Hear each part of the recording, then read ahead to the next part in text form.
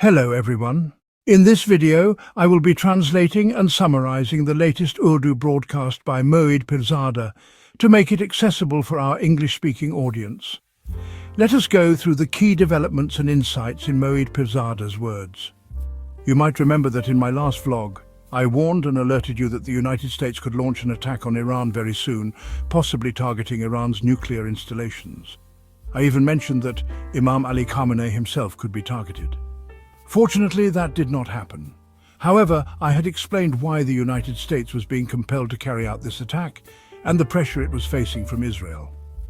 Now I have a very well-researched report and a full statement in front of me. There are 4 to 5 key questions I want to raise and respond to. First, what kind of damage has been inflicted on Iran's nuclear facilities? Iran keeps saying it will respond. It has the right to respond. So what kind of response might Iran deliver? What options does it have and what challenges does it face in responding? Second, why did United States President Donald Trump, who campaigned on an anti-war stance and criticized wars in the Middle East, approve this attack? What sort of pressure is Israel putting on the United States? Third, what are the differences between the approaches of Israeli Prime Minister Netanyahu, the United States President, and the respective governments of the two countries toward Iran? Fourth, what kind of challenge does this present for Pakistan's diplomacy? Today, I am also beginning a new discourse. In the coming years, Israel will increasingly become a major challenge for Pakistan due to various reasons. But for now, the question is, in the past 24 hours, how much of a challenge has this situation posed to Pakistan's diplomacy? And it must be acknowledged that Pakistan has handled this challenge skillfully. On Saturday, Pakistan recommended Donald Trump for the Nobel Peace Prize. Soon after, Trump launched an attack on Iran. The whole world watched to see whether Pakistan, who just recommended Trump for the Peace Prize, would condemn his attack on Iran. Remember, India's Prime Minister and its government have not yet condemned Trump's attack. But Pakistan's Foreign Office strongly condemned it, calling it a blatant violation of international law and a destabilizing act against regional and global peace. Prime Minister Shahbaz Sharif also called Iranian President Moeed Pirzada. The official readout of that call used words of condemnation and expressed concern. But Pakistan did not stop there. Pakistan, currently holding a rotating seat on the United Nations Security Council, presented a joint resolution with Russia and China for a ceasefire. Though the resolution did not name the United States or Israel, it used the strongest language possible to condemn the attack on Iran. Also, note, on the same day, Sunday, a United Nations Security Council meeting was held at Iran's request, during which Iran presented its stance. I have very detailed, fine-tuned information on these developments that I want to share with you. But first, let me remind and request you, if you have not joined this YouTube channel yet, please do so for informed, logical discourse. Enable the bell icon and all notifications. Also, join the WhatsApp channel I share for direct engagement. Now let us move to the first question. What kind of damage has Iran suffered? According to a comprehensive military briefing by the United States Department of Defense, Secretary of Defense Pete Hegseth and the new chairman of the Joint Chiefs of Staff, General Dan Keane, were present. The operation was named Midnight Hammer. 7 B-2 bombers played a key role, flying directly from the United States, and a total of 125 American aircraft participated. 14 GBU-57 bombs, known as Mother of All Bombs, were dropped on Natanz, Isfahan and Fordow. Interestingly, in a previous vlog, I had mentioned reports of B-2 bombers stopping in Guam and Diego Garcia. That was not false, it was deliberate deception. The real bombers had already left earlier directly from the United States. Even the National Security Committee meeting convened by the President on Saturday evening, which was said to decide on Iran, was part of this deception. Neither Congress nor the National Security Council was truly taken into confidence. Now, General Keane claims that they inflicted significant damage on nuclear facilities at Isfahan and Fordow. Trump had earlier declared that these facilities were obliterated. General Keane also said they faced no resistance, neither from Iran's air force nor missile defense systems. However, some sources claim that Iran was pre-warned of the attack, which is why there was no immediate response. It is also said that Iran preemptively moved enriched uranium from those facilities to an undisclosed location. Israeli Prime Minister Netanyahu claimed to know where that location is, though he has not disclosed details. 3 agencies, the International Atomic Energy Agency, Saudi Atomic Energy Agency, and Iran's own nuclear agency, confirmed that no increase in radiation was observed after the strikes. This could mean either the uranium was removed or the bombs detonated so deep underground that radiation has not surfaced yet. Contrasting positions emerged. Defense Secretary Pete Hegseth said the United States is not interested in regime change in Iran and will not attack further unless provoked. Senator Marco Rubio echoed this. But some hardliners like Senator Lindsey Graham are openly calling for regime change in Iran. Israel celebrated Trump's actions, with Netanyahu expressing gratitude. Meanwhile, talk of regime change continued in Israel. On the other hand, Iran's Foreign Minister Abbas Araghchi, who was attending the 51st session of the Organization of Islamic Cooperation in Istanbul when the attack happened, said Iran would definitely respond. When asked if the Strait of Hormuz would be closed, he dodged the question but said Iran had many options. Now, is this just rhetoric, or is there real determination? If, as sources say, the damage was limited to surface structures and not core nuclear installations, Iran's need to respond might be reduced. The International Atomic Energy Agency says only a physical inspection can determine the real damage. President Masoud Pezeshkian of Iran, when asked by French President Emmanuel Macron to not escalate, reportedly responded, "That is not possible. Iran will have to respond." India's Prime Minister Narendra Modi also spoke with Iran's president, but India's official readout only expressed concern, unlike Pakistan's, which condemned the attack outright. So what might Iran's response look like? There are about 40,000 United States troops in the region, with nearly 10 United States bases in the eastern Mediterranean and Gulf. United States Navy fleets are present. I researched Iran's weapons capabilities and found credible reports that Iran's hypersonic missiles, due to their speed and maneuverability, pose a serious threat to United States ships. Iran also has re-entry missile systems, multiple independently targetable re-entry vehicles that can change direction mid-flight, which could pose a real danger. While United States ships are protected by the Aegis system, Iran's missile capabilities now threaten even that. United States bases, however, are more vulnerable than ships. But the key question is, will Iran retaliate against United States assets? Because if it does, the United States will deliver a severe response. So what did Iran do? Instead of targeting United States assets, Iran launched an unprecedented missile strike on Israel on Saturday. I've seen numerous credible images and reports suggesting several large buildings in Tel Aviv were reduced to rubble. This was the most intense missile strike by Iran in recent days. But Iran did not attack any United States base or naval fleet, nor did it take action regarding the Strait of Hormuz. However, Iran's parliament has now approved giving the government authority to close the Strait of Hormuz. The final step will be approval from the Supreme Council. The matter has not reached the Council yet. Now, regarding the Strait of Hormuz, its narrowest point is approximately 20 miles wide between Oman and Iran. But the shipping lane there is only 2 to 3 kilometers or 2 to 3 miles wide, and it can easily be blocked. If you sink even 1 or 2 tankers there, you can shut it down for a considerable number of days until it is cleared. Apparently, the mandate of the American Fifth Fleet stationed in the region is to keep the Strait of Hormuz open. But this is not the only challenge for Iran. A major challenge for Iran is that a quarter of the world's oil supply passes through the Strait of Hormuz, meaning 20 to 25% of the global oil supply moves through it.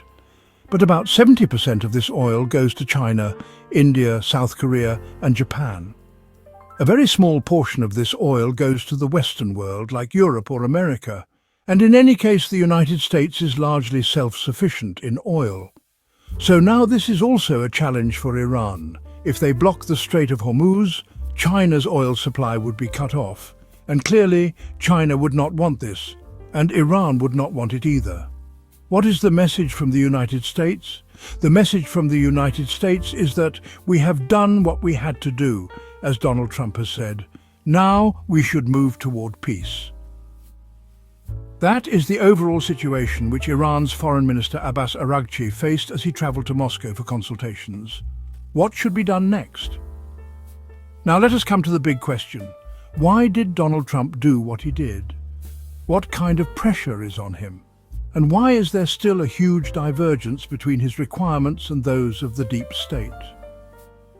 To address this question, we must remember that for the past 10 years, Trump has consistently claimed that wars like those in Iraq and Afghanistan were pointless, fought on false premises.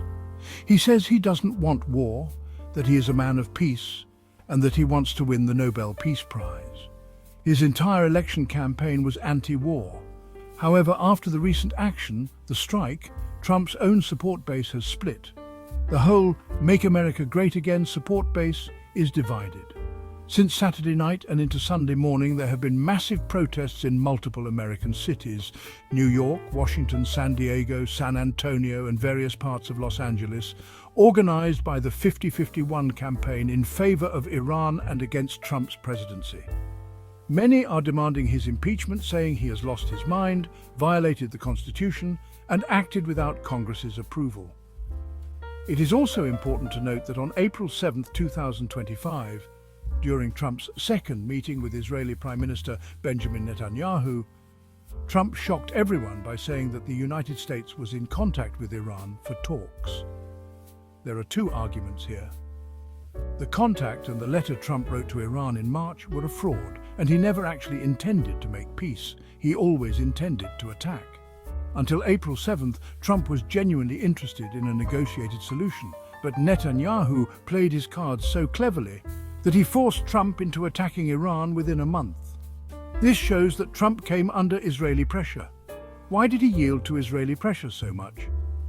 There is a lot circulating on United States social media about this, especially regarding the Epstein files. People allege that Trump's name was redacted from those files and that Zionists have evidence of his involvement in sexual scandals, essentially blackmail. There is no confirmed proof of this, but speculation is rampant, much like the belief that Putin also had compromising material on Trump. Many claim that from 1980 to 2004, Trump had close ties with Epstein and his associate Ghislaine Maxwell, traveling together, attending parties together. Lots of photos and footage exist. Zionists are believed to be exploiting this, but again, this is not 100% proven. Zionist influence on American politics has been increasing since the 1940s, especially after May 1948, when President Harry Truman recognized Israel just minutes after its declaration. It is said Truman was under pressure from Jewish voters, the Zionist lobby, and Christian evangelicals. The United States State Department and Secretary of State George Marshall were against recognizing a separate Jewish state at the time. They preferred a trustee arrangement where Jews and Palestinians could coexist under an interim state, but politics played out otherwise. A historic example. When Netanyahu first became Israeli Prime Minister in 1996 and visited the United States, then President Bill Clinton had been in office for 4 years. After their tough meeting, Clinton was so angry that he told aides, "Who does he think he is? And who is the superpower here?" Even though Clinton was enraged by Netanyahu, he continued to support Israel financially and militarily during his presidency. Only one president truly resisted Israeli or Zionist influence: Barack Obama, 2008 to 2016. A leaked conversation from the World Economic Forum revealed that then French President Nicolas Sarkozy said he was fed up with Netanyahu, to which Obama replied, "You think it is bad? I have to deal with him every day."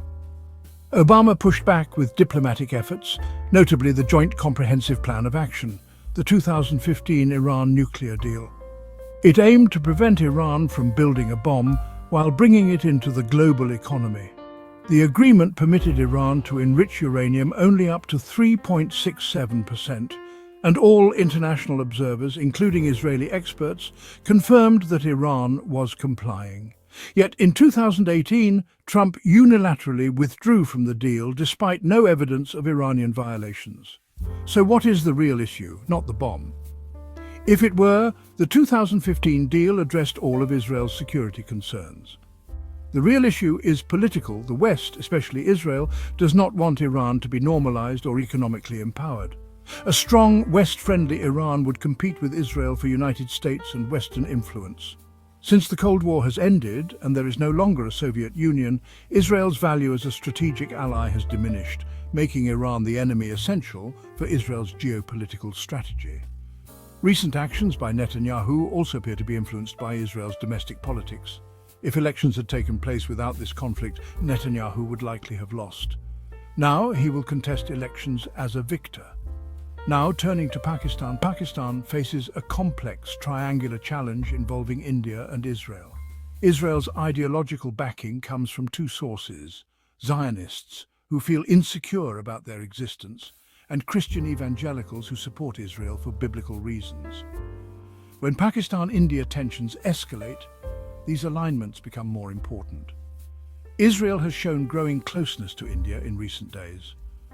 For Pakistan, things became particularly embarrassing when on the same Saturday that Trump was recommended for the Nobel Peace Prize, he launched a military strike. However, since then, Pakistan's diplomacy has been smart, strong, and strategic. Leaders like Maulana Fazlur Rahman, Senator Mushahid Hussain, and others who initially welcomed Trump's Nobel nomination are now demanding that the offer be withdrawn. I tweeted this too, though I believe it is not realistically possible at this stage. Let me share something more. According to my American sources, the idea to recommend Trump for the Nobel Peace Prize did not originate with the Pakistani delegation or General Asim Munir. This was suggested by Jack Witkoff, son of Steve Witkoff, who arranged the meeting and conveyed that Trump expected Pakistan to recommend him for the Nobel. It was Trump's emotional requirement which Pakistan fulfilled that Saturday, not a strategic idea from Pakistan's side. At this point, it would be politically damaging for Pakistan to backtrack on this. But Pakistan has managed things well by joining a joint resolution with Russia and China, having Prime Minister Shahbaz Sharif call Masood Barzani, steps that reflect intelligent diplomacy. One final note: even if Pakistan recognizes Israel in the future, that will not resolve the Israel-Palestine issue. Iran is 1,000 to 1,500 miles from Israel. Islamabad and Tel Aviv are around 2,000 miles apart. A century ago, such distances mattered. But ever since Pakistan became a nuclear power in the 1980s, the strategic dynamics have changed. That wraps up our translation of Moeed Pirzada's video. I hope this English version helped you understand his message better. Please like, share and subscribe to Awami Lens to help our community grow. Do not forget to leave a comment below and let me know what you thought of this effort.